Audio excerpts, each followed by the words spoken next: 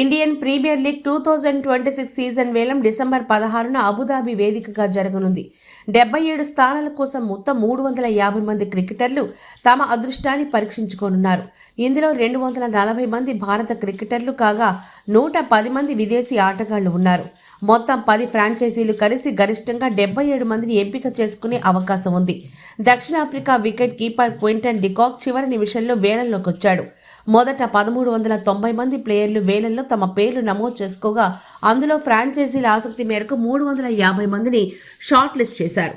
ఒక్కో సెట్లో 10 మంది చొప్పున 35 సెట్ల పాటు వేలం సాగనుంది. టీమిండియా ప్లేయర్లు పృథ్వీ షా, సర్ఫరాజ్ ఖాన్ ప్రాథమిక ధరను 75 లక్షలుగా నిర్ణయించుకున్నారు.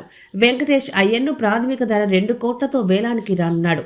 10 ఫ్రాంచైజీలు అత్యధికంగా కోల్కతా నైట్ రైడర్స్ దగ్గర 64.3 కోట్లు అందుబాటులో ఉండగా చెన్నై సూపర్ కింగ్స్ 43.4 కోట్లతో రెండో స్థానంలో ఉంది. ఇక సన్ రైజర్స్ హైదరాబాద్ 25.5 కోట్లతో మూడో స్థానంలో ఉంది.